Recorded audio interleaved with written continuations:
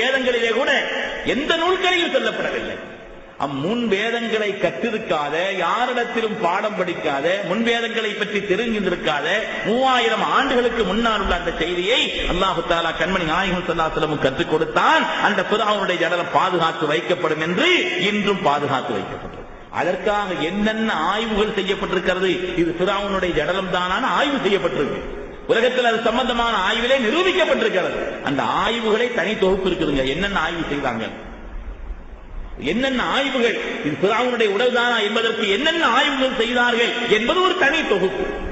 அதனாலே அது அல்லாஹ்வுடைய வேதம் என்பதற்கான ஆதாரமாக கொஞ்ச நஞ்சம் அல்ல, ஏராளமான செய்திகளை குர்ஆன் ஷரீஃபிலே அல்லாஹ் தஆலா சூரத்துல் கஹ்ஃபிலே சொல்வானே, அம் ஹஸிபத அன்னா ஸஹாபல் கஹ்ஃபி வர் ரகீம் கானு மின் ஆயாத்தினா அஜபா. அம் ஹஸிபத அன்னா ஸஹாபல் கஹ்ஃப், குகைவாசிகளையும் அந்த குகைவாசிகள் உறங்கக்கூடிய அந்த இடத்திலே எழுதி வைக்கப்பட்டிருக்கக்கூடிய அந்த கல்வெட்டு இருக்கிறதே, பதிக்கப்பட்டிருக்கக்கூடிய அந்த கல்வெட்டு இருக்கிறதே, அதையும் அல்லாஹ்வுடைய பெரிய அத்தாட்சின்னு கருதி கொண்டிருக்கிறீர்களா? அல்லாஹ் கேட்கிறார். அல்லாஹ்வுடைய பெரிய அத்தாட்சி என்று கருதி கொண்டிருக்கிறீர்களா? அதான் அல்லாஹ்வுக்கு அது சாதாரணமான விஷயம். அதாவது ஆசியாவினுடைய மேற்கு ஸ்மிர்னாவில் இருந்து 50 மீட்டர் தொலைவிலே உள்ள இபிசியஸ் என்ற ஒரு நகரத்திலே வாழ்ந்தவர்கள் அந்த மக்கள். அவங்களுடைய காலத்திலே டிசியஸ் என்ற ஒரு மன்னன், அந்த டிசியஸ் மன்னனுடைய ஆட்சி நடந்தது. அந்த மன்னனுடைய ஆட்சி நடந்தது. அந்த நேரத்திலே சில வாலிபர்கள், அல்லாஹுவை வணங்கிய வாலிபர்கள், அவனுடைய இபாதத்திலே தங்களுடைய கவனத்தை செலுத்த இந்த வாலிபர்கள் இருக்கிறார்களே, இவர்களை அந்த வணக்கம் செய்யக்கூடாது என்று அந்த காலகட்டத்திலே வாழ்ந்த மன்னன் அவர்களை கண்டித்தான். அதுக்கு மாற்றமா செய்தவங்களை எல்லாம் அவர்களை கண்டித்து அவர்களை கொலை செய்தான். அப்படிப்பட்ட நிலை. அதனால இந்த வாலிபர்கள் அங்கிருந்து தப்பித்து போய் ஒரு இடத்துல தனியா உட்கார்ந்து இபாதத்துக்காக இவர்கள் ஒதுங்கி இருந்த ஒரு குகையை தேர்ந்தெடுத்து அதுக்குள்ளவை இபாதத் செய்தான். அதுக்கு அவங்களோடு சேர்ந்து ஒரு நாயும் போச்சாங்க. குர்ஆன் ஷரீஃப் சொல்கிறது, அவங்களோடு சேர்ந்து ஒரு நாயும் போச்சு. நல்லவங்களோடு சேர்ந்தா எதுவுமே பரிசுத்தமாயிரும். சாலிஹீன் எப்படி சுலைமான் அலைஹிஸ்ஸலாமோடு சேர்ந்து உட்கார்ந்தவங்க போல பறந்தாங்களா இல்லையா? சுலைமான் அலைஹிஸ்ஸலாம் மட்டும் பறக்கலையே, கூட உட்கார்ந்தவங்களுக்கு காற்றை வழிநடத்தி செல்லக்கூடிய ஆற்றலா உண்டு. சுலைமான் அலைஹிஸ்ஸலாம் கூட இருந்ததுனால அவங்களும் சேர்ந்து பறந்தாங்க.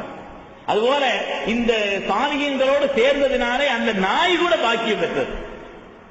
உள்ள போனாங்க, அல்லாஹ் தஆலா தூங்க வச்சுட்டான். 300 வருஷங்க குர்ஆன் சொல்கிறது. தூங்கி எழுந்திருச்சு பார்த்தா இப்பதான் எழுந்திருச்ச மாதிரி தெரியுது அவங்களுக்கு. தூங்கி எழுந்திருச்சு பார்த்தா நம்ம காலில் படுத்து மத்தியானம் எழுந்திருச்ச மாதிரி தெரியுது. அப்ப அதனால கடையில கொண்டு போய் அதை அவங்க கையில் இருந்த பணத்தை கொண்டு போய் அதை கடையில பொருள்கள் வாங்கி வருவதற்காக போகிறார்கள். சொன்னாங்க போய் கடையில் ஏதாவது வாங்கிட்டு வாங்கன்னு சொன்னாங்க. வாங்குறதுக்காக போய் காசு கொடுத்தா அவர் செல்லாதுன்ட்டார். கடைக்காரர் வாங்கி பார்த்துட்டு என்ன துட்டு தெரிய செல்லாதுன்ட்டார். செல்லதா என்னங்க இப்ப நாம் பார்த்தா கடைசியில் அது சம்பந்தப்பட்ட நிலையிலே மன்னர் வரை அந்த செய்தி போய்விட்டது. பார்த்தால் அவர்கள் வாழ்ந்த காலம் அப்பொழுதும் 300 வருஷத்துக்கு முன்னால் உள்ள காலம். மன்னர் நேரடியாக வந்து விட்டார் கலாய்விற்கு. மன்னர் நேரடியாக வந்து பார்த்து இந்த மக்களை, அவங்களோட கையில் இருந்த பொருளாதாரத்தை, அந்த காலகட்டத்தில் வாழ்ந்தவர்களை, எப்ப வாழ்ந்தாங்க, அவங்களுடைய நிலை என்ன, அவங்க அப்பதான் தூங்கி மத்தியானம் எழுந்திருச்ச மாதிரி இருக்குது. அவ எல்லாவற்றையும் விசாரித்து பார்த்து நேரடியாக கண்ட அதிசயத்தை அந்த இடத்திலே கல்வெட்டாக பதித்து வைத்தார். இன்று பதிக்கப்பட்டிருக்கிறது. கல்வெட்டு பதிக்கப்பட்டிருக்கிறது, அடியாத எழுத்திலே பதிக்கப்பட்டிருக்கிறது. பெருமக்கள், அல்லாஹ் குர்ஆனிலே கேட்கிறான். அல்லாஹ் தஆலா அவனுடைய வேதம் என்பதற்கு ஆதாரங்கள் இல்லையா? குர்ஆன் ஷரீஃப் எவ்வளவோ செய்திகளை சொல்லும், கொஞ்ச நஞ்சமல்ல பெருமக்களை, ஏராளமான செய்திகளை குர்ஆன் சொல்லும்.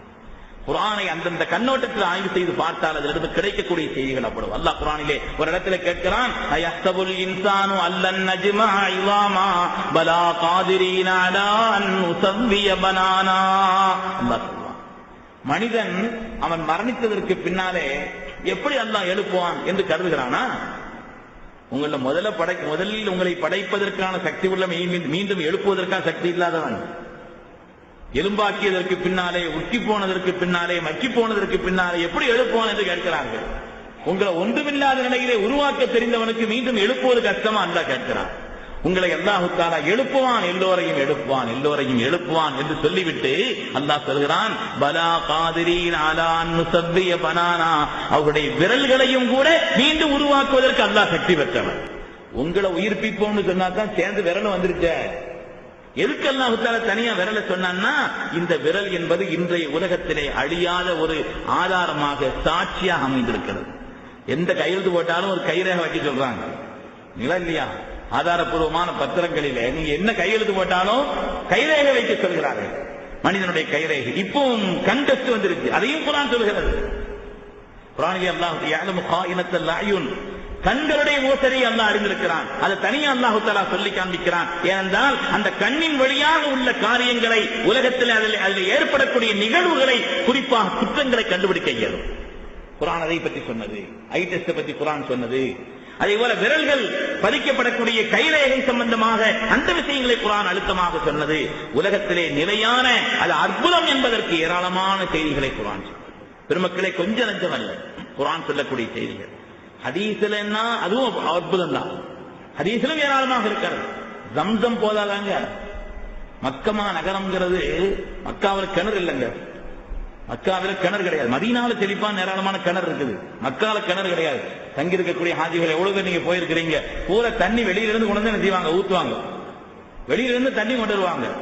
ஆனால் அந்த பூமியிலே ரொம்ப அதிகமா தோண பெட்ரோல் தான் வரும். அப்படி உள்ள பூமியிலே ஒரு 5.5 அடி ஆழத்திலே மனிதர்களுக்கு எவ்வளவு அற்புதமான தாகத்தையும் தேட்டத்தையும் தீர்க்கக்கூடிய ஒரு தண்ணீரை அல்லாஹ் தஆலா வைத்திருக்கிறார். ஒரு சின்ன கிணறு தான். லட்சக்கணக்கான பேர் வந்திருக்கிறாங்க. இந்த வருஷம் அவங்க நிறைய 30 லட்சத்துக்கு மேல ஹாஜிகள் வந்துட்டாங்க. அதனால தண்ணி பார்த்து குடிங்கன்னு யாரும் சொன்னாங்களா? அளவோட குடிங்கன்னு சொன்னாங்களா? ஒரு முஃமின் தான் வயிறு நிரம்ப குடிப்பான், ஒரு முனாஃபிகான் அப்படி குடிக்க முடியாதுன்னு சொன்னாங்க. ரப்பே, நாங்கள் முஃமின்கள் ரப்பே, முஃமின்கள் ரப்பே. தண்ணி என்ன செய்றாங்க? வயிறு நிரம்ப குடிக்கிறார்கள், குடிக்கிறார்கள், குடிக்கிறார்கள். தங்களுடைய தாகத்தையும் தீர்க்கிறார்கள், தேட்டத்தையும் தீர்க்கிறார். ஜம்சம் லிமா ஷுரிப லஹு, ஜம்சம் நீர் எந்த நோக்கத்திற்கு அருந்தப்படுகிறதோ அந்த நோக்கத்தை நிறைவேற்றும் என்று கண்மணி நாயகம் ஸல்லல்லாஹு அலைஹி வஸல்லம் சொன்னார்களே, அந்த உறுதியோடு, அந்த நம்பிக்கையோடு, சில ஒரு தீர்க்க முடியாத நோய் என்று கருதப்பட்ட அந்த நிலைப்பாட்டிலே உள்ள லண்டன்ல அந்த ஒரு பெண் சம்பந்தமா நெட்லைன் செய்தி இருக்கு. ஒரு பெண் தனக்கு ஏற்பட்ட அந்த கடுமையான நோய் டாக்டர்களால் கைவிடப்பட்ட நிலையிலே உறுதியான நம்பிக்கையோடு ஜம்சமை கொடுத்த அந்த ஜம்சமை குடித்து அந்த நோயை மாற்றி காட்டியவர். பெருமக்கள், ஒரு விஷயத்தினுடைய கண்ணியத்தை கண்ணியமா பார்த்தாச்சுன்னா அதனுடைய பயன்பாடு தெரியும் என்று சொன்னோமே. அந்த